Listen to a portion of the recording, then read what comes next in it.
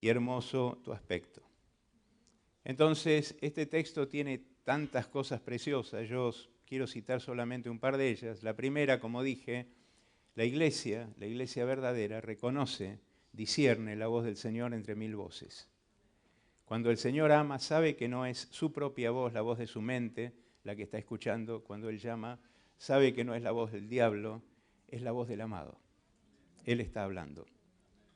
Y dice que Él viene, la iglesia viene, Él viene, dice, el Señor viene a mí, Él viene a mí, saltando sobre los montes, brincando sobre los collados, está diciendo, salvando todo obstáculo, Él viene a mí. Y la iglesia dice, he aquí, Helo aquí, está tras nuestra pared. Y sabe algo que nosotros hemos logrado en nuestro sistema eclesial muchas veces, es encerrar al Señor acá adentro. Encerrarlo en estas cuatro paredes. Acá nosotros oramos, acá nosotros cantamos como hicimos recién y la presencia del Señor viene y uno hace como de esto un culto. Qué cosa más hermosa que tener la posibilidad de sentir al Señor de esta manera, ¿no? Pero dice que en medio de todo eso, Él está atisbando por las ventanas, mirando por las celosías. Yo lo traigo acá, pero Él mira para afuera. Él mira lo que está pasando allá, porque eso es lo que le interesa. Y dice, el amado, el Señor, le habló y le dijo, levántate. Eso implica salir de tu posición. Salí de tu área segura, de tu zona de confort, salí de lo conocido. Quiero que salgas de la posición en la que estás y que vengas a mí. Eso es un llamado. Porque dice, ha pasado el invierno, se ha mudado, la lluvia se fue. Está hablando del tiempo de la improducción, del tiempo de la aridez. Eso terminó, dice el Señor. En cambio, ahora dice que se han mostrado las flores en la tierra, el tiempo de la canción ha venido. Es decir, el Señor está diciendo, yo te llamo a que cambies de posición, te llamo a que vengas a mí, porque el tiempo de la improducción terminó el día que te salvé. Ahora empieza el tiempo de la productividad, el tiempo del perfume, el tiempo de las cosas hermosas, la primavera espiritual, que es la nueva naturaleza. Ahora, a partir de que has recibido eso, ven, dice. Y le dice algo más, paloma mía que estás en los agujeros de la peña, en lo escondido de escarpados parajes. Salí de donde estás, salí de donde te refugiás. ¿Por qué? Porque tu aspecto, tu rostro es hermoso, tu voz es bella. Quiero que te muestres, quiero que hables. Eso es lo que dice el Señor. Es un llamado a salir.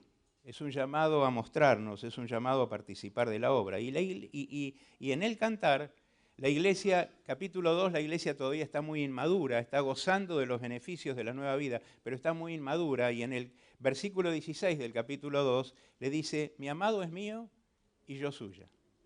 Él me salvó, yo lo siento, yo estoy feliz, ahí termina todo. Él es mío, yo soy suya y termina todo. Pero el cantar avanza y avanza. Y llegamos al capítulo 7, la iglesia está ahora ya comprometida con el Señor, ha crecido, ha pasado situaciones de limpieza que se muestran en el libro. Y en el capítulo 10 la iglesia dice, yo soy de mi amado y conmigo tiene su contentamiento. Aparentemente es muy parecido a lo que leímos recién en 2.16. Sin embargo dice la iglesia ahora, ven, oh amado, salgamos al campo. Salgamos del encierro, salgamos al campo, moremos en las aldeas, levantémonos de mañana a las viñas, veamos si brotan las vides, si están en ciernes, si han florecido los granados. Allí te daré mis amores. No necesito ninguna cuestión especial para que nuestro idilio espiritual se manifieste. Donde estés, donde yo vaya, donde vos me lleves, ahí vos y yo vamos a tener una fiesta espiritual. Eso es lo que dice la iglesia madura. Entonces, hoy existe cantidad de naciones en la tierra que catalogan como las no alcanzadas. Muchos de esos lugares se encuentran en países que nosotros catalogamos de difíciles, de lugares hostiles al Evangelio. No obstante, tenemos que entender que la Gran Comisión no hace diferencia entre países que pueden recibir el Evangelio y países que lo van a rechazar ardientemente. En Mateo 28, 19 Jesús dijo, id y haced discípulos a todas las naciones. Eso incluye aquellas que son cristianas o que de alguna manera tienen una buena disposición y aquellas que persiguen la fe. Debemos extendernos a lugares hostiles porque Jesús lo hizo. Jesús es un ejemplo en esto, porque cuando Él fue rechazado en Samaria, usted lee Lucas 9:54, Él va camino a Jerusalén y envía emisarios delante de Él para que preparen cosas, y ellos entran en una aldea samaritana y los samaritanos lo rechazan ardientemente. Y Jacobo y Juan tienen la romántica idea de sugerirle pedir fuego que caiga del cielo y los consuma. Yo sé que a veces hemos sentido eso, pero esa no es la forma del Señor. Y el Señor ni siquiera considera la sugerencia. Él se va, pero después vuelve a Samaria. Y en Lucas 4 nosotros encontramos que en el pozo de Sicar, en Samaria, Él se encuentra con una mujer y a través de esa mujer entra en el lugar y bendice esa tierra, porque aunque Samaria era un territorio hostil a un judío, ahí había almas que tenían que ser alcanzadas. Cuando nosotros leemos, por ejemplo, cómo Jesús desciende de la barca en Gádara para encontrarse con un hombre que era un despojo humano, lleno de demonios, leemos en Marcos 5:17 que después del milagro que Él hace, cuando expulsa a los demonios que entran en ese hato de cerdos y los cerdos se despeñan al mar y se ahogan y se produce un revuelo social ahí, dice que la gente le rogó que se fuera de sus contornos, lo echaron. Eso dice Marcos 5:17. Y Él se va. Sin embargo, Él vuelve después y en Decápolis, Gadara estaba en Decápolis, Él hace los milagros más grandes que se pueden leer en los evangelios. ¿Por qué? Porque aunque esa tierra era hostil, había almas que tenían que ser alcanzadas. Indudablemente hay lugares que son diferentes, que son más complejos, pero debemos y podemos alcanzarlos porque mayor es el que está en nosotros que el que está en el mundo. Aunque hacer eso, desde luego, demanda formar en nosotros una diferente visión que nos lleve a poder mirar con el mismo afán, con el mismo amor, con la misma devoción, mi Jerusalén, que Judea, Samaria y lo último de la tierra. Tengo que poder ver cualquier otro lugar de la misma forma. Claro, usted puede preguntarse por qué estoy hablando de esto en una iglesia que tiene vocación misionera. Bueno, yo quiero hablar de esto porque a veces pensamos que la iglesia de Cristo a nivel global, está profundamente involucrada en misiones. Y yo quiero decirle como misionero, la iglesia no está involucrada en misiones, la iglesia está entretenida en misiones. Y le voy a dar dos reportes para justificar lo que digo. El primero es un reporte histórico producido por allá por el año 1300, 1400, por uno de los padres de la fe. Y el reporte dice lo siguiente, que si la iglesia cristiana hubiese continuado avanzando con el mismo fervor que tuvo al principio, en menos de 100 años, desde que Jesucristo ascendió a los cielos en el año 133, en el año 33 aparentemente. Él muere aparentemente en el año 33, así que antes de llegar al año 133, todo el mundo conocido hubiese escuchado el nombre de Cristo. Porque la iglesia se movía como un rayo. La iglesia no tenía redes sociales, no había medios de transporte como tenemos hoy, no había formas de comunicación, no había agencias de sostén ni de envío de obreros. Sin embargo, había una pasión adentro que hubiese determinado que en menos de 100 años, desde que Jesús partió, todo el mundo hubiese sido de alguna manera afectado. Sin embargo, la realidad demuestra que 2000 años después, llegamos al tiempo de hoy, este es el reporte actual, que dice que solamente el 22% del mundo conocido ha sido efectivamente alcanzado por el Evangelio. 22%.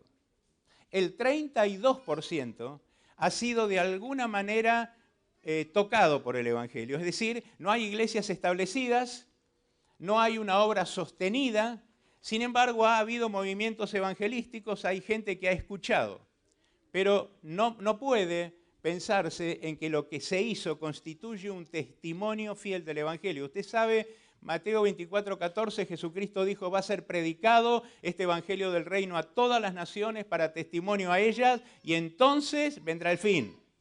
Lo que él estaba diciendo es que el Evangelio tiene que ser predicado de tal manera que aquel que escucha en cada lugar pueda haberlo entendido y hacer una decisión consciente, o acepta o rechaza, pero con un elemento básico, elemental y profundo que sea el entendimiento del Evangelio. Eso es testimonio. Entonces, el 32%, aunque ha escuchado, todavía no podemos decir que tiene esta condición que yo le planteo. Y el 46% del mundo hoy no ha escuchado el nombre de Cristo. 46%. ¿Por qué ocurre esto? Bueno, porque después del primer siglo la Iglesia gradualmente perdió la visión global y empezó a enfocarse en lo que la ocupaba, en lo local. Y déjeme darle un vislumbre de esto. Hay lugares en la tierra, lugares inhóspitos, estoy hablando de desiertos, estoy hablando de junglas, donde hay gente que no ha sido alcanzada. Yo recuerdo hace años atrás, fui a una conferencia en Venezuela a predicar y conocí a un pastor que me conmovió. Él es un colaborador del ministerio Wycliffe de traducción de la Biblia y él trabaja en la selva amazónica. Y él me decía, nosotros vamos a comunidades en bote, tenemos que andar a veces 3, 4 días en bote para llegar a un lugar, meternos en la selva, poder caminar otro tanto tiempo, y llegamos a comunidades que han visto al hombre blanco, pero sabemos que dentro del Amazonas hay comunidades todavía que nunca han visto al hombre blanco, porque ellos han dejado testimonio de su existencia. Y yo le preguntaba a él cómo era el trabajo, cómo hacían ellos para trabajar con esa gente, y él me decía, bueno, es un trabajo muy laborioso, hay que llegar al lugar, pedir autorización al cacique, que la persona, el líder tribal, acepte, hay que después detectar a un joven que sea más lúcido, más despierto, hay que pedir permiso para sacarlo y llevarlo a la civilización, hay que alfabetizarlo, después hay que evangelizarlo y después con la colaboración de él se hace la traducción bíblica. Y yo le pregunté, un libro como Primera de Corintios, ¿cuántos años? 11 años. 11 años. Pero usted piense, ¿no? Hay lugares solitarios donde a lo mejor la cantidad de gente que hay cuantitativamente no es tanta, pero son almas. Jesús por una mujer se desvió y entró a territorio hostil, como le dije recién, que era Samaria. Entonces, pero hay otras áreas del mundo en las que yo me quiero centrar en esta noche. No sé si podemos ver la imagen. Yo la mencioné en mi mensaje de esta mañana, es la ventana 1040. La ventana 1040 es el área sombreada. Básicamente arranca desde centro del África hacia arriba, desde el desierto de Sahara hacia arriba, y toma China, y ahí termina. Se llama 1040 porque parte del paralelo 10, está centrada entre el paralelo 10 y el paralelo 40 al norte del Ecuador. Esa es el área a alcanzar. Ahí dentro hay 62 naciones. 62 naciones de la Tierra. Ahí dentro de las 8.000 millones de personas que viven hoy en el mundo, viven 5.500 millones. El 68% de la población del mundo vive ahí adentro. El 70% de esa gente, le estoy hablando de 3.900 millones de personas, nunca han sido expuestas al Evangelio. Nunca han sido expuestas al Evangelio. Significa que no tienen conocimiento de Dios, significa que ahí no hay iglesias, ahí no hay cristianos. Ellos nunca van a tener la posibilidad, no hay Biblias traducidas, así que ahí hay realmente una crisis, esa es una zona crítica. El tema es que dentro de ese lugar se condensan 100 de las megaciudades que existen hoy, o sea, hay una cantidad enorme de gente. Dentro de la ventana 1040 viven los pobres de la tierra. La gente más pobre del mundo vive dentro de la ventana 1040. Yo leí un informe hace tiempo de la Organización de Estados Americanos que decía que un estudio que se ha realizado dice que hoy en el mundo viven aproximadamente 1.500 millones de personas con un presupuesto diario de $1. ¿Se imagina vivir con 1.200 pesos por día? Y 3.000 millones de personas en el mundo hoy viven con un presupuesto de $2. 2.400 pesos. La mayoría de esta gente está viviendo dentro de la ventana 1040. Además, dentro de ese ámbito, se concentran las naciones donde más recia persecución se manifiesta.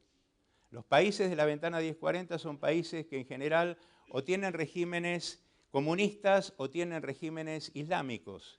Así que son fieros perseguidores de la fe. Desde luego, nosotros podemos pensar que, bueno, de alguna manera se está trabajando en la zona o la obra misionera está abocada a esto. Yo quiero decirle esto. Habiendo una necesidad tan grande, porque estamos hablando de que 3.900 millones de personas viven ahí, de los cuales le digo otro dato más. Mire, el 89% de toda la gente no alcanzada del mundo, el 89% vive en la ventana 1040. Habiendo una necesidad tan grande, menos del 4% de toda la fuerza misionera que hay en el mundo hoy, trabajamos dentro de la ventana 1040. El 96% de todos los misioneros que hay hoy en el mundo trabajan en países ya alcanzados. Y yo quiero ser claro con esto, no estoy diciendo que un misionero que tiene un llamado a Europa o tiene un llamado a África del Norte, que es África cristiana, perdón, África del Sur, que es África cristiana, o América, está desenfocado, porque a causa del secularismo, a causa del humanismo, a causa del movimiento tremendo que está produciendo el Islam en Europa, por ejemplo, esos países tienen que ser reevangelizados. Sin contar que en muchas de estas naciones que estoy mencionando, los países ya alcanzados, se está predicando un evangelio de fantasía, y la gente escucha algo que lo acaricia pero no lo salva. Entonces, y evidentemente la necesidad está latente. Y lo que yo estoy diciendo es que si el Señor enfatizó en la Gran Comisión a todas las naciones, tendríamos que enfocarnos en aquellas que nunca fueron alcanzadas. Por una cuestión básica de justicia, podemos decir así, ¿no? Porque Argentina tiene grandes necesidades, enormes necesidades. Pero acá, en este país, si una persona quiere escuchar el Evangelio, tiene oportunidad. Desde luego, no todas las iglesias donde supuestamente se reúne la gente hoy son iglesias donde la gente se va a salvar, porque muchas iglesias están predicando, como hablé esta mañana, cosas que no corresponden. Pero aquí se predica el Evangelio, si alguien lo quiere escuchar tendría la oportunidad. Eso no es lo que pasa en la ventana 1040. Ahí literalmente la gente va a nacer, va a vivir y va a morir sin haber escuchado el nombre de Cristo. En la ventana 1040 se condensan los 4 bloques religiosos más grandes de la Tierra. 1.700 millones de musulmanes, el Islam. 1.700 millones de musulmanes, 1.300 millones de hindúes, 560 millones de budistas y 1.700 millones de comunistas, no religiosos. Mire lo que es el trabajo que tenemos por delante. ¿Por qué esas naciones no son alcanzadas? ¿Por qué están en ese estado? Bueno, porque los obreros son pocos, ¿no? Jesús dijo eso. Le dijo a los discípulos, la mies es mucha, los obreros pocos. Esa es la realidad. Hoy en todos los testimonios que estuvimos escuchando, parece que hay un común denominador y es la necesidad de obreros. Y estamos hablando de un país donde hay un movimiento cristiano significativo. Los obreros no alcanzan, hay poca mano de obra disponible. Sin embargo, ahora tenemos que enfocarnos en mirar un poquito más allá y pensar qué es lo que está pasando en un lugar que no es mi lugar, que no es mi lugar. La tendencia humana, lo que nosotros tendemos a hacer, aunque entendemos esto, es a no preocuparnos por aquello que no vemos. Y a veces, teniendo evidencia clara de cuál es la voluntad de Dios, no la estamos cumpliendo. Y esto no es algo nuevo, hermano, porque cuando usted piensa, por ejemplo, en que la Gran Comisión la recibieron los discípulos, sabiendo que tenían que ir a todas las naciones, tardaron más de 12 años en empezar a predicarle a los gentiles. ¿Por qué? Porque los discípulos, que eran todos judíos, pensaron que la salvación era para los judíos. Ellos tenían un dicho rabínico, los rabinos enseñaban esto, los rabinos decían, los gentiles fueron creados por Dios como leña del infierno. O sea, no tienen que salvarse. Así que ellos no le predicaban a ningún gentil. Si usted lee la Biblia, lee el libro de los Hechos, va a encontrar que hasta Hechos capítulo 11, en que Pedro es enviado a casa de Cornelio, un gentil, ahí comienza a haber un movimiento procurando alcanzar gente que no era judía. Pero ¿cuánto tardó Pedro en llegar desde Jerusalén hasta Cesarea? Son 80 kilómetros. ¿Sabe cuánto tardó en llegar? 12 años. Porque no le importaba. Sabía que tenía el mandamiento del Señor porque lo escuchó de boca del Señor, pero no lo estaba cumpliendo.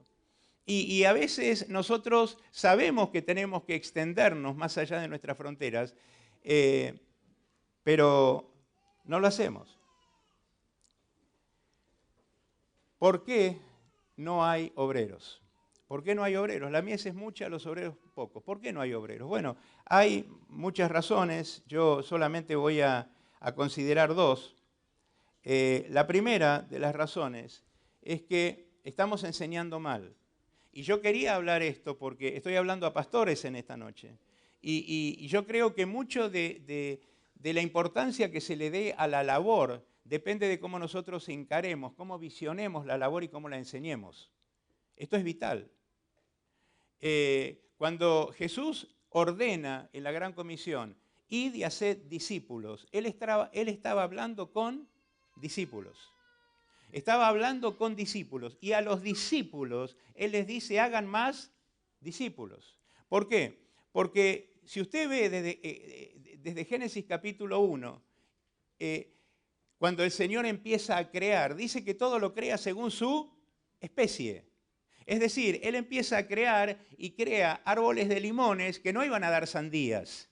El árbol se iba a reproducir, se iba a multiplicar e iba a generar lo mismo que era. Y en lo espiritual pasa lo mismo. El único, yo hablé algo esta mañana, el único que es capaz de generar un discípulo es aquel que es un discípulo. Hoy nosotros enseñamos muchas veces el discipulado, pero la gente que enseña el discipulado es un maestro, es un hermano maduro, crecido, incluso puede llegar a ser hasta un pastor, pero no es un discípulo, porque no está viviendo como tal. Ese es el primer problema. Nosotros encaramos el discipulado como un curso que tiene que ser dado, cumplido por la persona. El discipulado no es un curso, el discipulado es un estilo de vida que tiene que ser aprendido, aceptado y vivido profundamente. Eso es el discipulado. Entonces, nosotros tenemos que formar discípulos. Necesitamos obreros, pero no necesitamos cualquier calidad de obreros. Nosotros enseñamos y a nuestra gente procuramos con la enseñanza enseñarle a vivir para Cristo. Pero falta algo más, yo le tengo que enseñar a morir por Cristo.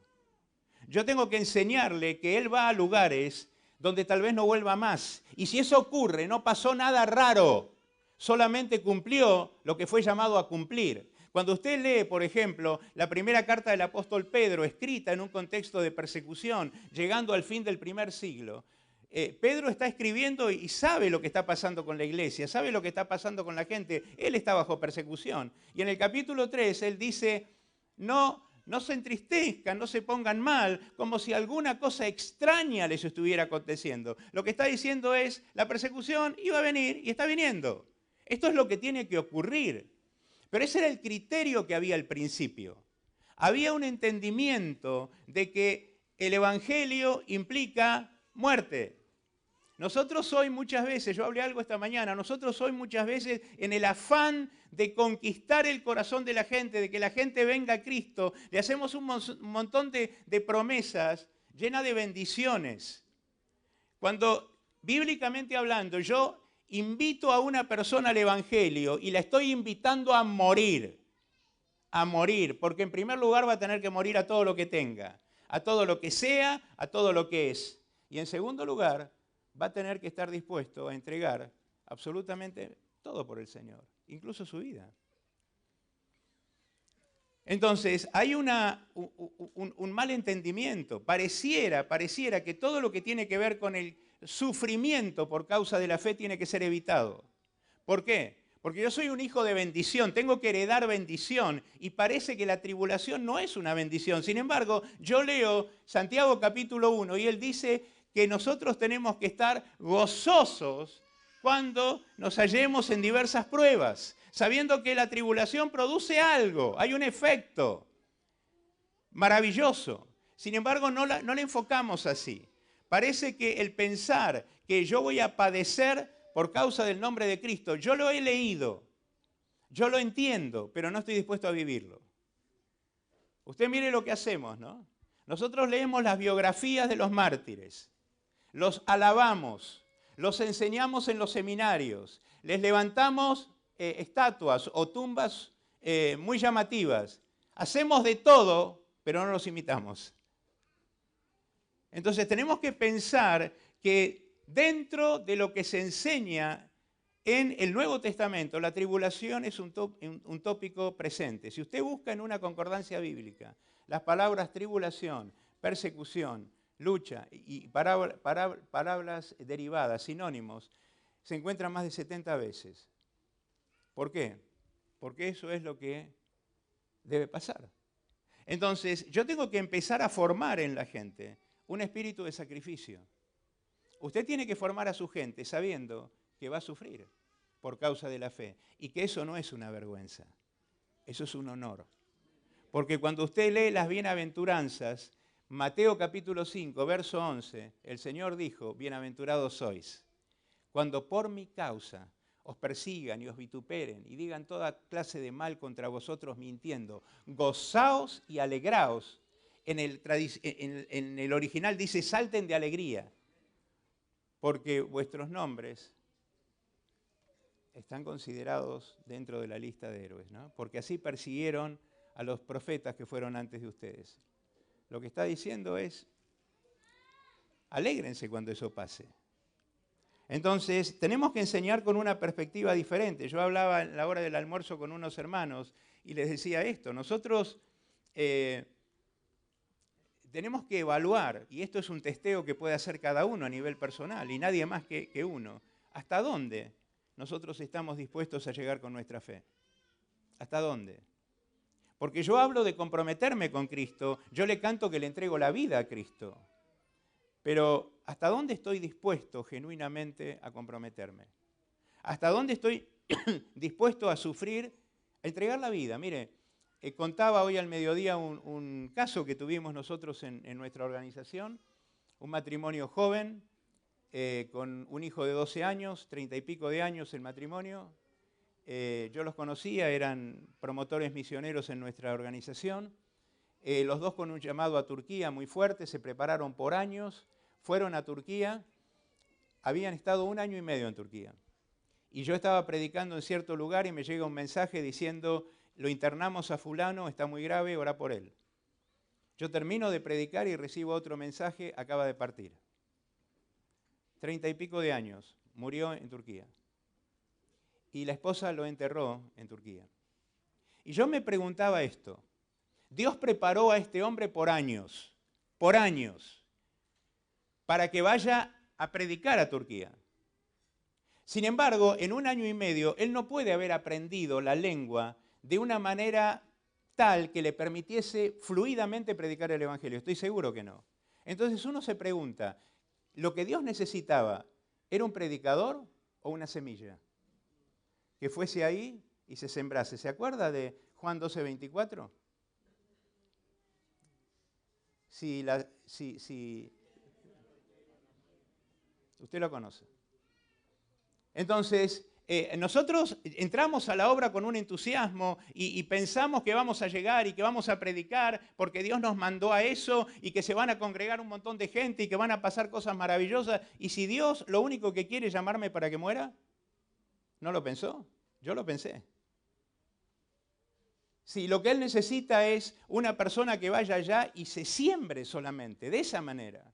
Y esto, si usted estudia la historia de las misiones, fue una cosa absolutamente común. Hace años atrás hubo 5 misioneros maravillosos en Ecuador que murieron al ir a una tribu salvaje, los asesinaron. Ellos fueron mal preparados, no conocían la lengua, un montón de cosas, pero murieron, gente en la plenitud de la edad, altamente preparada teológicamente.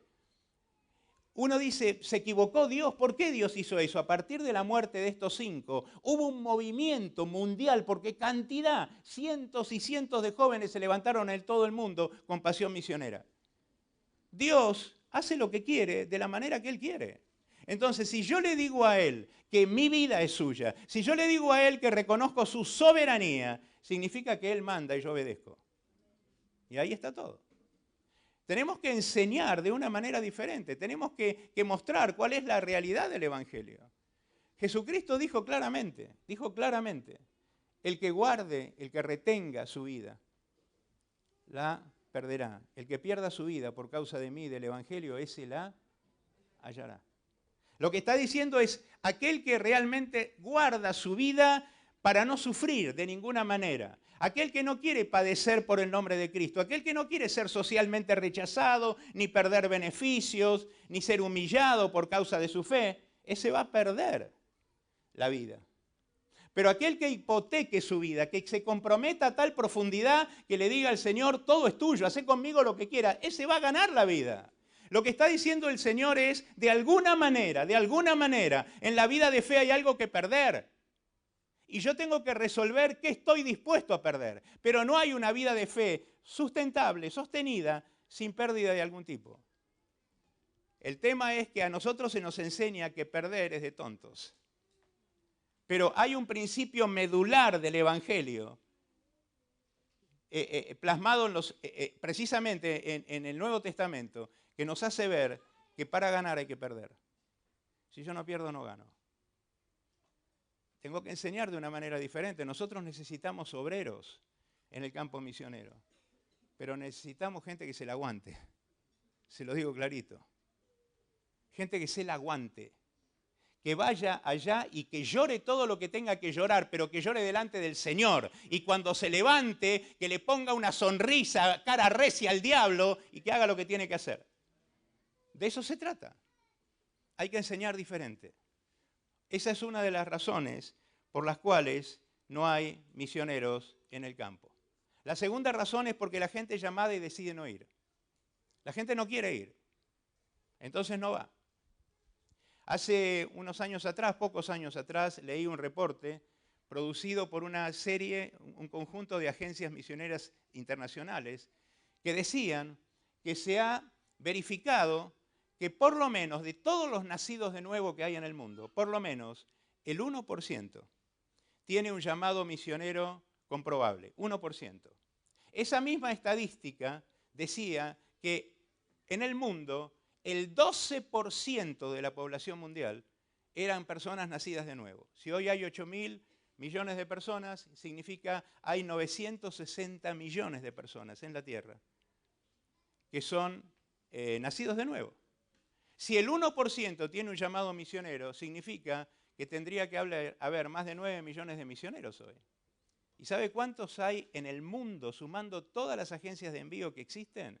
Menos de 400.000. La gente es llamada y no va. Cuando nosotros fuimos a China, y yo conté algo esta mañana, el primer trabajo que hicimos, que fue contrabandear Biblias, yo estuve casi una semana sin dormir en Hong Kong. Por todo lo que vi, por cómo me conmovió el hecho de tener que exponernos de la forma que lo hacíamos para violar o para evadir los controles del gobierno en la frontera para pasar valijas con Biblias. Yo no podía entender que esa fuera una realidad. Cuando llegué a China y me di cuenta, me contaron llegando a China que había en el norte del país llegando contra la frontera de Rusia, ahí en el borde del desierto de Sahara, de Siberia, 40 grados bajo cero. En ese lugar había un obrero chino, trabajando con su iglesia subterránea, en su casa, un pequeño grupo, predicando a su gente con textos escritos en pedazos de papel porque no tenía una Biblia. ¿Me escuchó? Textos escritos en pedazos de papel porque no tenía una Biblia. Yo no lo podía creer. Y me inquietó tanto. Y esa noche estaba a la madrugada orando y orando. Y el Espíritu Santo me hizo una pregunta, me puso una pregunta en el corazón. Yo recordé que en mi biblioteca, en mi casa, yo vivía en Don Torcuato, en Buenos Aires, y en mi biblioteca tenía más de 10 Biblias.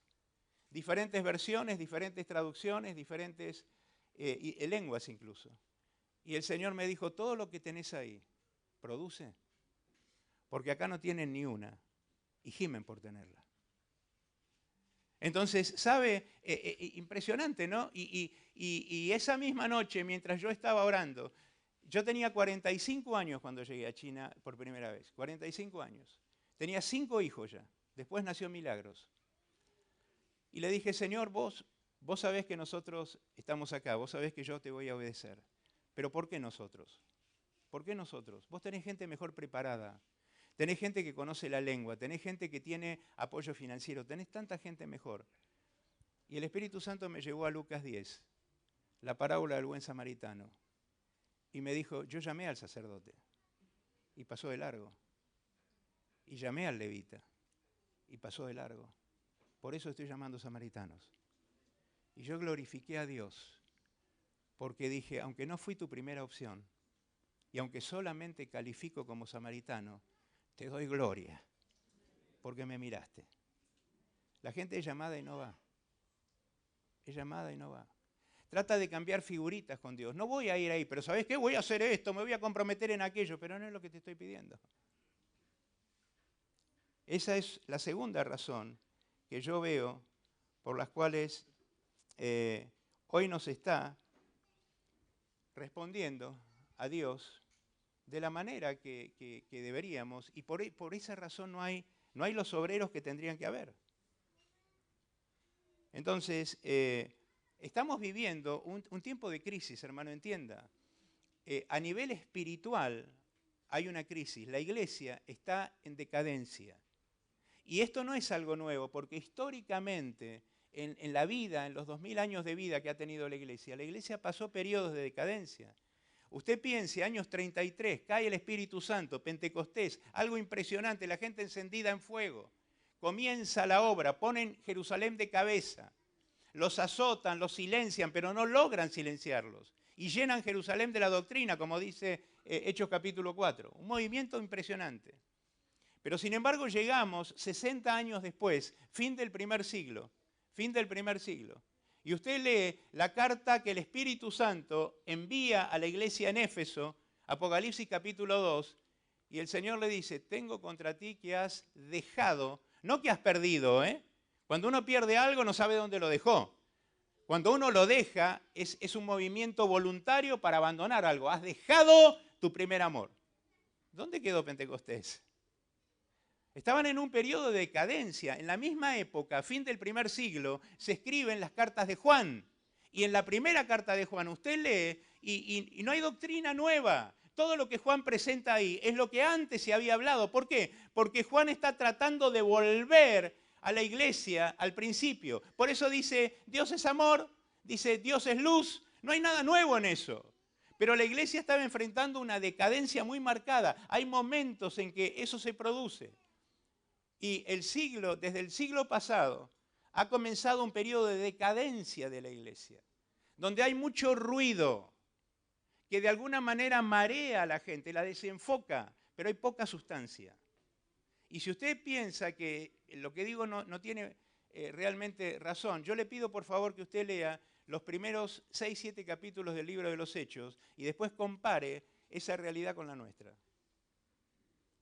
Hay un abismo. Nosotros estamos a años luz del cristianismo del libro de los Hechos. Años luz. Tenemos que volver a eso.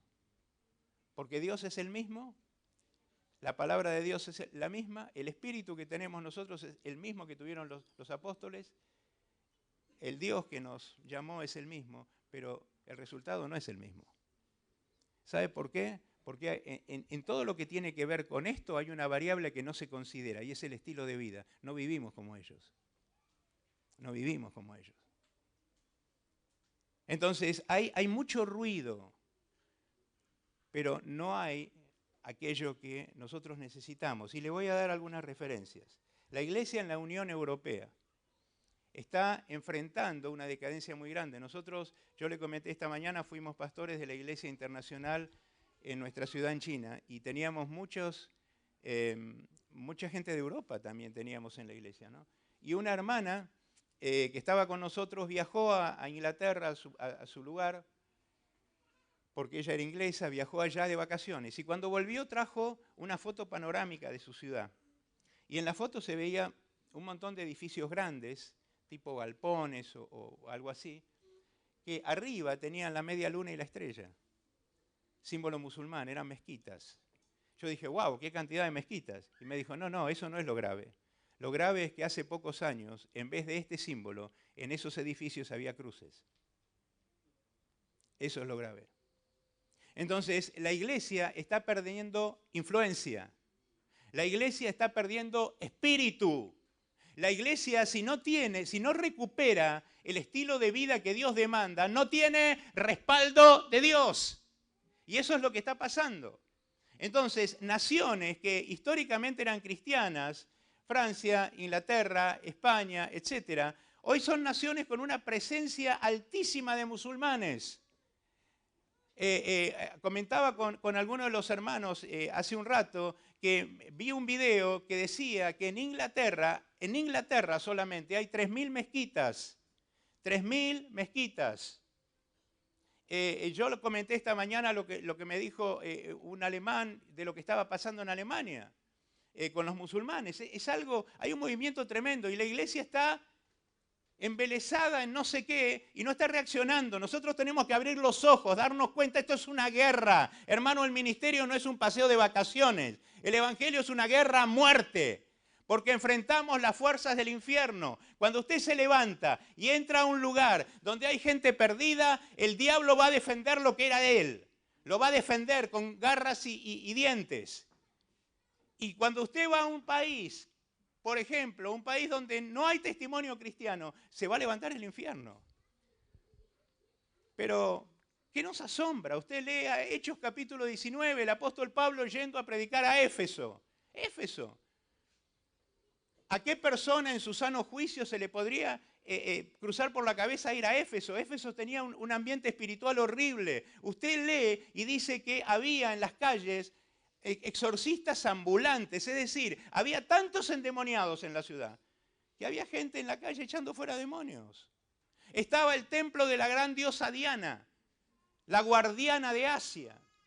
Y hay un movimiento tremendo. Sin embargo, el apóstol Pablo va allá, se levanta una persecución, una oposición tremenda, pero el hombre se planta y predica, y Dios comienza a hacer milagros, y se funda una iglesia tan poderosa que de esa iglesia salen todas las iglesias de Asia Menor. Impresionante el movimiento. Impresionante. ¿Sabe por qué? Por un hombre que creyó que no hay lugares difíciles. No hay lugares difíciles. Él creyó y plantó la iglesia, pero estuvo dispuesto a sacrificarse. Entonces, Europa está enfrentando una crisis, un problema muy serio. En Estados Unidos fue uno de los países que más misioneros envió al mundo históricamente. Estados Unidos es una nación cuya constitución está basada en la Biblia. La constitución del país se elaboró en base a la Biblia. Los puritanos que salieron de Inglaterra y fundaron Nueva Inglaterra, que terminó siendo Estados Unidos, eran todos cristianos. Y ellos abogaban por un país que fuese legislado por la Biblia. Y bueno, la Constitución de Estados Unidos fue fundada en la Biblia. Por muchísimos años enviaron miles de misioneros al mundo. Nosotros recibimos cantidad de misioneros en nuestro país. Hoy, Estados Unidos, en un reporte reciente, declara que la revista Newsweek, la revista Forbes, revistas muy importantes en el país, declaran que Estados Unidos no es más un país cristiano, es postcristiano. Es postcristiano. En el año 2018 se cerraron 7.000 iglesias. En el año 2019 ocurrió lo mismo. Y en la actualidad más de 13.000 ministros renuncian al ministerio por mes. Eso es lo que está pasando en Estados Unidos. En Canadá está pasando algo similar.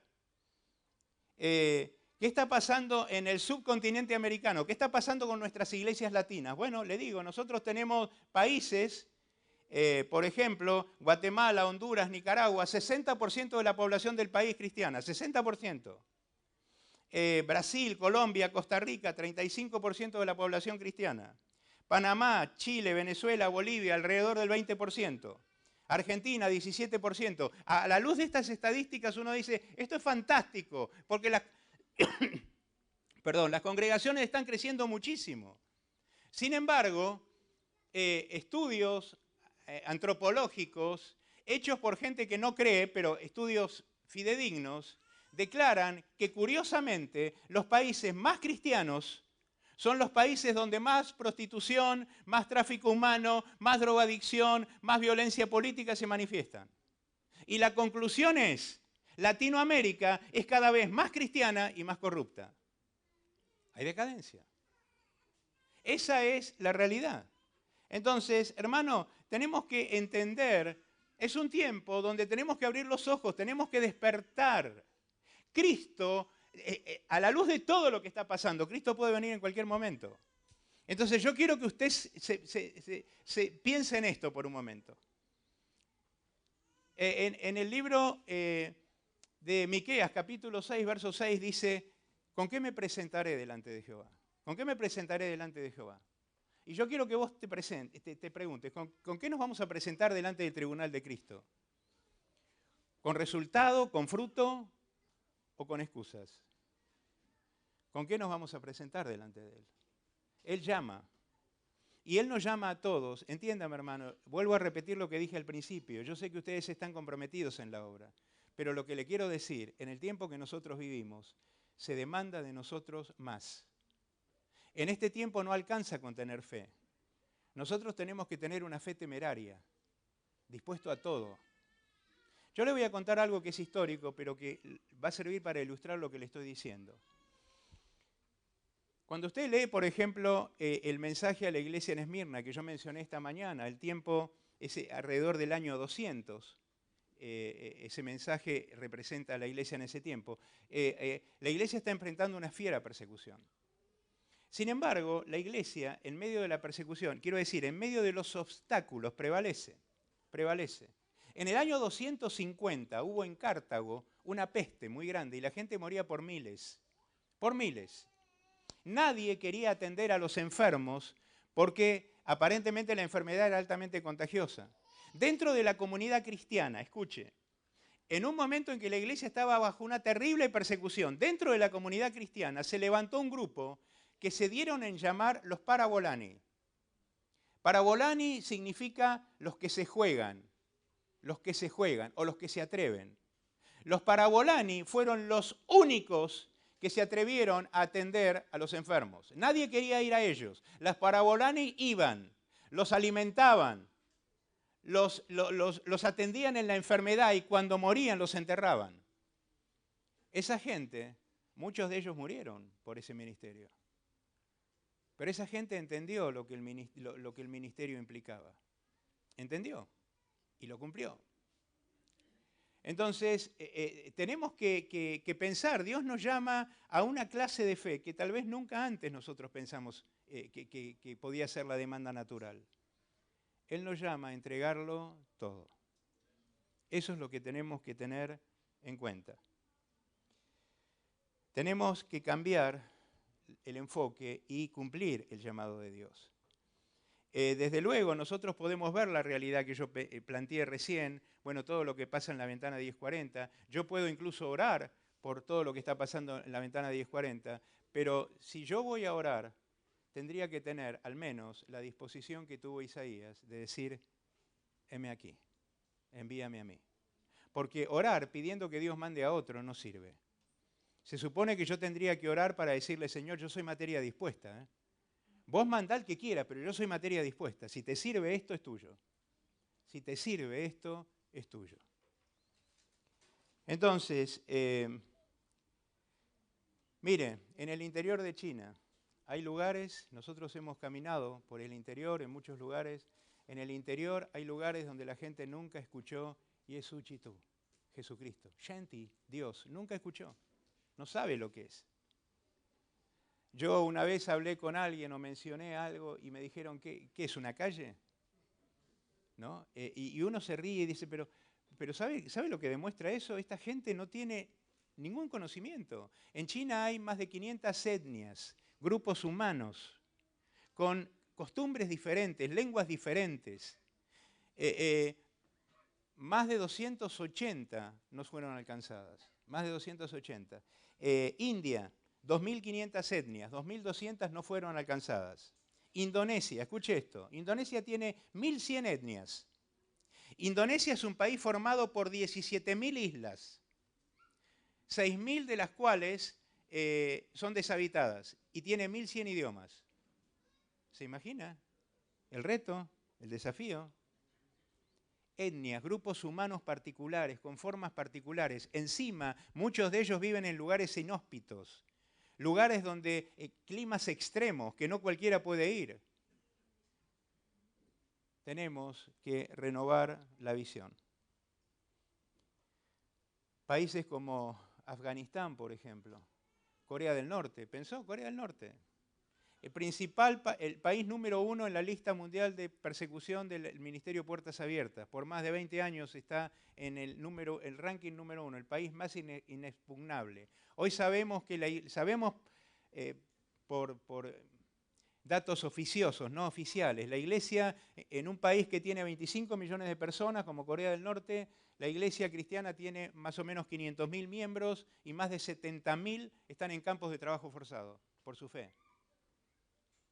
¿Sabe lo que necesita ese país? Ayuda. Necesita gente que se levante y diga, Señor. Claro, yo hablo de estas cosas y lo primero que todos pensamos es en nuestras limitaciones, nuestras imposibilidades. Le voy a contar algo, mire. Cuando nosotros empezamos a hacer el trabajo de trasladar Biblias a través de la frontera, el trabajo era atravesar las Biblias evadiendo los controles del gobierno, después había que ir a un hotel internacional en la ciudad, cada uno por separado, éramos 8. En ese lugar en ese hotel había 2 habitaciones que habían sido rentadas por el ministerio con el que trabajábamos, como si fuesen oficinas de una empresa naviera. Lo único que había en esas grandes oficinas eran mesas, solamente mesas y sillones para descansar. Las paredes, incluso en el baño, las paredes estaban tapizadas de placares y ahí se almacenaban las Biblias. Biblias. Cuando eso estaba lleno de Biblias, salía desde ahí un viaje turístico. 4 misioneros atravesando el país de sur a norte, más de 4.600 kilómetros, entrando en lugares determinados para dejar valijas con Biblias, para que los pastores de la iglesia subterránea fuesen a buscar su única Biblia, porque no alcanzaban para el pueblo, eran para los pastores. En medio del grupo de trabajo había una hermana muy mayor, en ese entonces tendría 70 años, posiblemente. Era una mujer alta, más alta que yo, bastante más alta que yo y muy gruesa. Y encima tenía un problema en una pierna, caminaba mal. La hermana era malaya, venía de Malasia, no hablaba inglés y no hablaba chino. Así que yo quería hablar con ella, quería preguntarle de dónde venía. Y no podíamos comunicarnos. Así que varios días después de que estábamos haciendo el trabajo, vino un chico malayo y a través de él nos tradujo. Y yo le pregunté, le dije, hermana, ¿usted en qué congregación está? Y ella me contó que estaba en una congregación en Malasia muy grande. Malasia es el país islámico musulmán más grande del mundo, pero tiene iglesia cristiana fuerte. Y dice, yo vengo de una iglesia cristiana que tiene más de 10.000 miembros. Le digo, ¿y usted qué ministerio tiene? Y la gente, a mí nadie me conoce en la iglesia. Yo no tengo ningún ministerio. Y le digo, y hermana, ¿y usted de qué vive? Dice, yo soy empleada doméstica. Era una empleada doméstica y juntaba todo el año, moneda tras moneda, para una vez al año pagar su ticket a China para involucrarse en este ministerio y llevar Biblias del otro lado para la iglesia que no tenía. Y cuando ella me contó, yo pensé, esta mujer tiene todas las razones para no estar haciendo esto. Todas las razones. Porque desde el punto de vista intelectual no puede comunicarse. Es una persona muy grande, tiene dificultad física, no puede andar. Sin embargo, y yo la veía, nosotros teníamos que en la frontera que cruzábamos, es una frontera muy grande, al mediodía hay más de 12, 15 mil personas en tránsito, hay más de 40 o 50 ventanillas de migraciones, así que hay mucha gente, hay que mezclarse y pasar. Y ella llegaba hasta la oficina de migraciones arrastrando su pierna, casi. Ella hacía el trámite de migraciones y teníamos que avanzar a los scanners, las máquinas lectoras de equipaje, donde se controlaba el equipaje. Y después de eso estaban las mesas con los soldados que controlaban manualmente. Ella salía de migraciones y algo pasaba. Era como que recibía una fuerza y caminaba con una energía. Yo decía, qué grande es mi Dios, qué grande es mi Dios. Porque Él toma lo que se ponga en sus manos, sea como sea, y Él lo va a usar. Entonces, ¿cuáles son los impedimentos? ¿Qué es lo que a nosotros nos impide realmente lanzarnos a una profundidad superior? Bueno, es que yo no tengo el llamado. ¿Sabes una cosa? La Gran Comisión es un llamado. Es un llamado en sí mismo. Porque acá dice, id y predicad. No dice, quédense. Cuando nosotros recibimos el llamado a China, yo tuve que presentarme en mi organización y justificar mi llamado. Justificar mi llamado. Y claro, tenía un montón de hijos y tanta cosa, y me dijeron, lo primero que me dijeron, no, con tantos hijos no. No, es como que no calificaba, ¿no? Y después tuve que demostrar de alguna manera mi llamado tuvo que ser probado. Y yo salí y dije, a ver, yo estoy obedeciendo y tengo que probar que estoy obedeciendo, las razones por las que estoy obedeciendo, y todos los que se quedan y desobedecen no tienen que probar nada. Porque el llamado no es a quedarse, el llamado es a ir. Y cuando yo hablo de ir, no le estoy diciendo que usted tiene que salir a comprar un ticket para irse a otro país. Lo que yo le estoy diciendo, el ir involucra salir de lo mío. Salir de lo que tan fácil me resulta, pisar las aguas. Tenemos que poder mirar de una manera diferente. La ventana 1040, ¿será posible alcanzarlo? Sí, pero sabe que necesitamos una visión diferente. La visión es vital. Cuando usted lee Deuteronomio capítulo 1, verso 8, el pueblo de Israel está por entrar a la tierra prometida y mira lo que le dice Dios a Moisés. Mirad, yo os he entregado la tierra, entrad y poseed. Y cuando usted lee Josué capítulo 1, versos 3 y 4, lo mismo. Yo os he entregado, como lo había dicho a Moisés, todo lugar que pisare la planta de vuestro pie, desde el desierto y el Líbano, hasta el gran río, el río Éufrates, toda la tierra de los heteos, hasta el gran mar donde se pone el sol, será vuestro territorio. ¿Qué era lo primero que tenían que hacer? Ver. Tenían que poder reconocer, tenían que poder entender lo que Dios les había dado. Ahora, es muy interesante porque Israel no creyó en lo que vio y tampoco poseyó como Dios lo mandó a poseer, porque si usted entiende el límite que presenta acá, desde el desierto y el Líbano hasta el gran río, usted mira en un mapa y el territorio que le había asignado Dios a Israel era más de 1 millón de kilómetros cuadrados. ¿Sabe cuánto tomó Israel? 150.000. Menos del 15%. ¿Por qué? Porque no creyó. No creyó que Dios le estaba dando todo eso.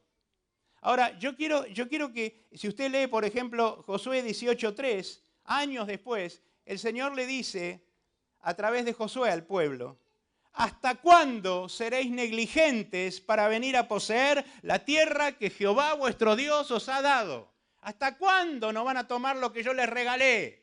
Es de ustedes, tómenlo. Yo pregunto, ¿entendemos nosotros los límites de lo que Dios nos dio? ¿Podemos ver eso? Israel no pudo cumplir su ministerio, no pudo ver correctamente. Nosotros podremos cumplir nuestro ministerio y ver que la tierra es la herencia que Dios nos ha entregado por posesión. Porque claro, uno dice, bueno, el diablo, el príncipe de este mundo, él controla. Sí, pero ¿sabe qué? cuando Jesucristo en la cruz del Calvario gritó, consumado es. Gritó, consumado es. Porque en el libro de Juan capítulo 19 dice que Él dijo, consumado es. Pero en los otros evangelios dice que Él clamó a gran voz y expiró. Lanzó un grito. La palabra en griego que nosotros traducimos consumado es la palabra tetelestai. Es un término contable. ¿Y sabe qué quiere decir? Todo fue pagado. Él gritó desde la cruz cuando murió, ¡pagué todo! Es de ustedes, tómenlo, lo pagué. La tierra pasó por desobediencia de Adán a manos del diablo. En el Calvario Jesucristo la compró de vuelta, es nuestra, hay que tomarla. No podemos conformarnos con lo que el diablo nos deja. Él tiene que entender, en el nombre de Jesús, que yo fui llamado a tomar esa tierra. Esa tierra me corresponde por herencia. Y si para tomar la tierra yo tengo que enfrentar una batalla, pues la voy a enfrentar, pero él se va a tener que correr. Esa es la realidad. Hay mucho por conquistar, hay muchísimo por conquistar. En el plano de la traducción bíblica, hoy hay 7.359 idiomas y lenguas en la tierra, 7.359. Solamente 1.550 tienen la Biblia completa traducida. 1.550. 1.100 tienen algunas porciones bíblicas. Y 3.950 no tienen absolutamente nada de la Biblia. Usted se imagina, yo tengo que ir a una tierra, tengo que evangelizar a la gente, necesito la Biblia, ¿qué le doy? Le voy a hablar de una doctrina que no va a poder validar en la escritura divina. Es necesaria la traducción bíblica. Necesitamos jóvenes que se levanten con visión. Necesitamos lingüistas. Necesitamos traductores. Escúcheme, la generación nueva, jóvenes. Ustedes pueden ser los mejores profesionales. O pueden renovar la visión y decir, Señor, yo quiero ser una persona que haga historia. Yo quiero pisar una tierra, que esa tierra sea mía. Yo quiero meterme en un lugar y que ese país sea mío. ¿Por qué no? ¿Por qué no?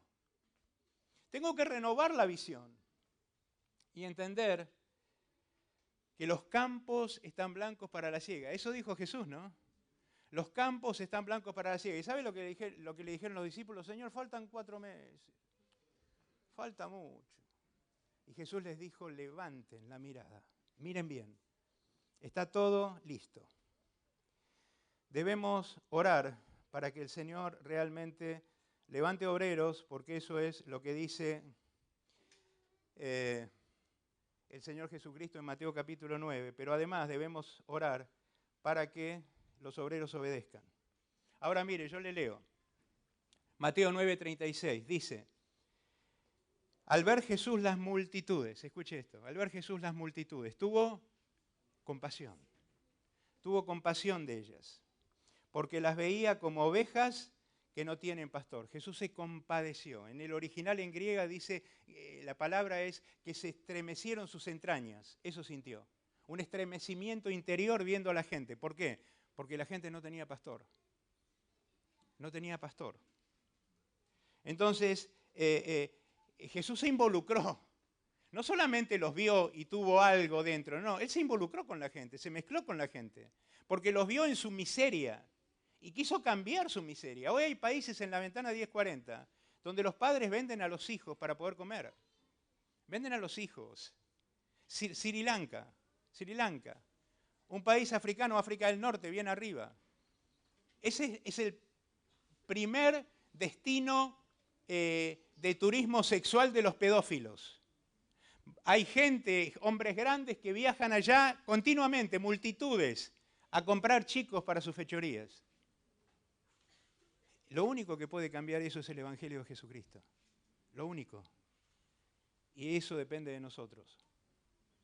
Entonces, Jesús se ocupó. Usted va a ver que Él se conmovió por el estado físico de la gente. Trajeron cualquier cantidad de enfermos, miles y miles de enfermos. Y Él los sanó porque los vio en su necesidad física. Pero además, Él los vio en su quebranto interior. Sintió dolor, sintió el vacío de sus corazones. Cuando usted lee Isaías 63:9, mire cómo describe lo que siente Dios. Dice, en toda angustia de ellos, en toda la angustia del pueblo, Él fue angustiado. Dios fue angustiado, y el ángel de su faz lo salvó. La Nueva Traducción Viviente traduce así: cuando ellos sufrían, Él sufrió con ellos. Y personalmente los rescató. Él vio, dice, las multitudes desamparadas y dispersas. La palabra que se traduce desamparado es una palabra que se usa en el griego para describir a gente que ha sido saqueada cruelmente o que ha sido violada sin misericordia. Así las vio.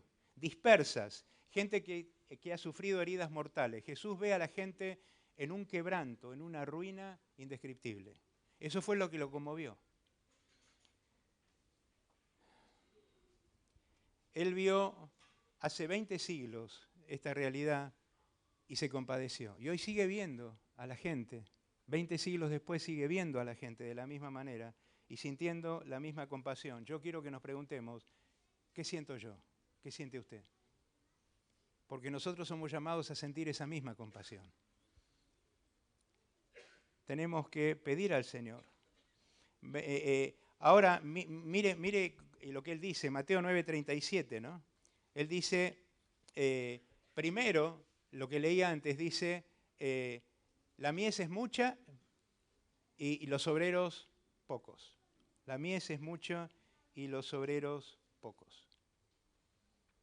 Primero utiliza la parábola de ovejas sin pastor. Ahora cambia la figura de ovejas sin pastor por esta otra figura de la mies. ¿Y qué es la mies? Bueno, la mies puede referirse obviamente a los que tienen que ser cosechados para salvación porque ya están listos, ¿no? Usted lee Juan 4:35 y dice Jesús, ¿no decís vosotros, aún faltan 4 meses para la siega, para la cosecha, para levantar la mies? ¿No? Y Jesús dice, levanten los ojos, miren, los campos están blancos para la siega. Esa es la siega. Pero hay otra siega en la Biblia. Hay otra siega en la Biblia. Yo leo Joel capítulo 3, verso 11 al 14, y dice, juntaos y venid, naciones todas de alrededor, y congregaos, y haz venir allí, oh Jehová, tus fuertes. Despiértense las naciones y suban al valle de Josafat, porque allí me sentaré a juzgar, dice Dios, a todas las naciones de alrededor. Echad la hoz, porque la mies está ya madura. Venid, descended, porque el lagar está lleno. Esta es otra mies. Es la mies del tiempo final. Es la mies de los condenados. Es aquellos que van a ser cosechados para perdición, que están en el mundo y son multitudes. Y el Señor dice, la mies, miren la mies, miren los perdidos, son muchísimos.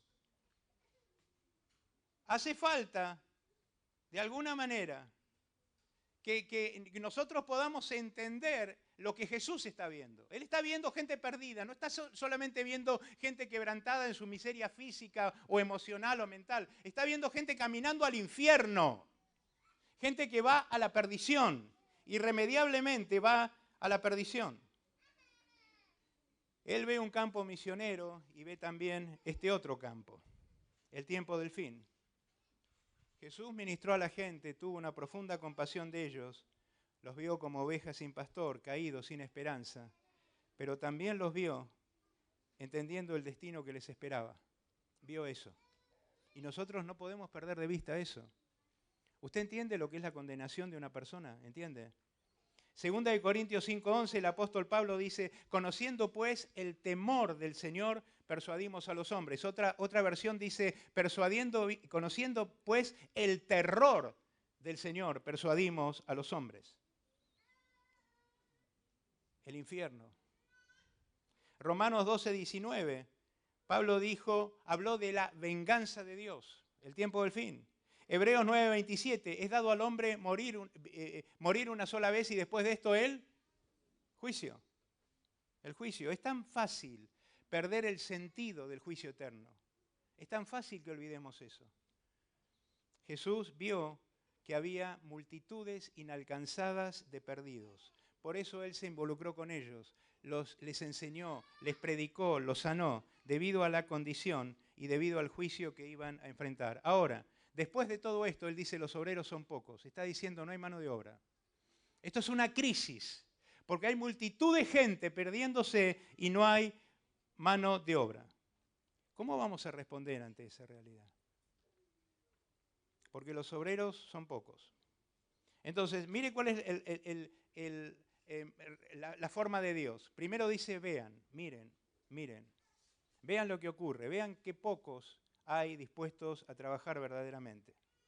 En segundo lugar, él habla de la intercesión, dice, rogad al Señor de la mies. Habla de la intercesión. Él dice, de alguna manera, está como diciéndole a los discípulos, no se desesperen, son pocos, ustedes son pocos, tienen que hacer mucho, pero no se desesperen. Tampoco tienen que convocar a una conferencia para que se... No. Ustedes oren al Señor de la mies. Esa expresión, Señor de la mies, es una expresión de juicio. En el original es oren al Señor del juicio, para que envíe obreros a eso, ¿no? ¿Por qué? Porque Dios en su justicia tiene que enviar el juicio, pero en su misericordia Él no quiere que nadie pase el juicio. Y lo que necesita es gente que se levante y se interponga en el camino de aquellos que van a ser condenados. Esa es la obra, detener a los que van camino al infierno. Ahora es tan interesante porque Mateo capítulo 9 termina con lo que le acabo de leer. Orad al Señor de la mies que envíe obreros a su mies. Está diciéndole a los discípulos, hay que orar. Hermanos, ¿vieron lo que pasa en la ventana de 40? Tenemos que orar, pero inmediatamente después empieza Mateo capítulo 10 y en el versículo 1 dice, entonces llamando a sus 12 discípulos, les dio autoridad sobre los espíritus inmundos, etc. Aquellos que le dijo, oren por el problema, les está diciendo, vayan. Es la misma gente. La idea es, no es suficiente con que oren. Tienen que levantarse y tienen que ir. Esa es la razón. En nuestra Biblia dice, orad al Señor de la mies que envíe. En otra versión dice, orad al Señor de la mies que empuje obreros a su mies. ¿Entendiste lo que hablamos? ¿Entendés cuál es la realidad de Dios? ¿Entendés cuál es la realidad de todo lo que está pasando? Te pregunto, ¿no sentís el empujón? ¿No sentís el empujón de Dios? Él está llamando, nos está llamando a todos. No importa el lugar, no importa si es fácil o difícil, no importa si es en otro país o si es en nuestro país, no importa. Señor, estamos dispuestos. Lo que vos quieras, estamos dispuestos. Yo quisiera que oremos en esta noche por toda esta realidad que yo acabo de presentar. Y quiero que oremos por estas naciones, naciones que están en gran necesidad de Cristo. Multitud de gente, multitud de gente. En este mismo momento hay gente yéndose al infierno sin haber escuchado el nombre de Jesús. Multitud de gente. Entonces, oremos por los musulmanes, adorando a Alá.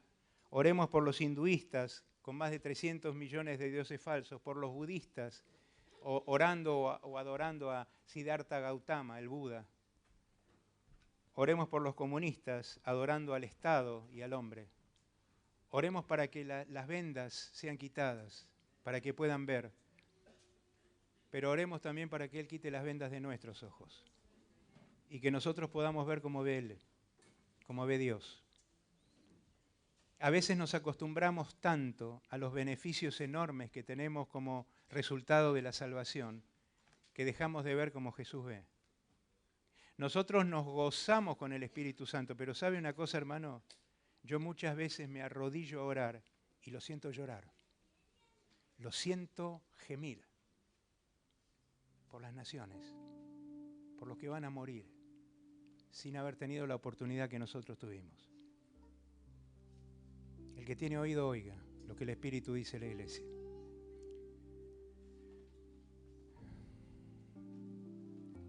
Señor, yo te doy gracias en esta hora. Te pido que se pongas de pie un momento. Señor, yo te doy gracias en esta noche. Te doy gracias por este evento. Te doy gracias, Señor, por quienes lo organizaron, por haber tenido una visión de bendecir a la iglesia, de fortalecer, de edificar a los obreros. Te doy tantas gracias, Señor. Te doy gracias por Argentina. Te doy gracias por Argentina, Señor. Gracias por la iglesia argentina. Pero, Señor, en esta hora yo quiero pedirte perdón quiero pedirte perdón por tantas veces haber vuelto la vista, por tantas veces haberlo entendido y no haber respondido. Yo quiero pedirte perdón por tantos que gimen en esta misma hora, esperando por alguien que pueda llevar el agua de vida. Señor, hogares quebrados, destruidos, únicamente porque nunca escucharon lo que nosotros tenemos. Señor, yo oro en esta noche para que vos puedas trabajar en cada corazón. Vos puedas trabajar. Señor, yo te ruego que lo que las palabras de un hombre no logran, tu espíritu pueda hablar al corazón. Señor, habla a cada corazón en esta noche y danos un sentido de urgencia, de inminencia, para que podamos ponernos en pie a hacer aquello que vos nos llamaste a hacer a todos. Señor, que no haya excusa. Podemos decir de alguna manera que no nos has llamado a ir a otro lugar, a un lugar afuera, pero no podemos decirte que no nos llamaste a involucrarnos de alguna manera. Yo te ruego en el nombre de Jesús que vos llames. Vos sos el que llama, Señor. Y yo te ruego en el nombre de Jesús que vos llames gente, que vos comiences a trabajar con una visión diferente en cada uno de ellos, Señor, formando la urgencia de la realidad que hemos presentado en esta noche. Señor, yo te ruego que vos deposites pensamientos tuyos en las mentes.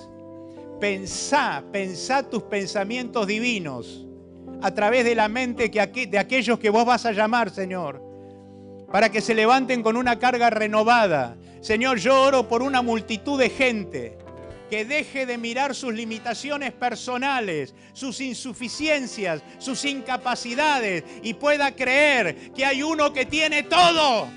Señor, en el nombre de Jesús yo oro para que vos puedas equipar gente. Señor, para que puedas despertar dones.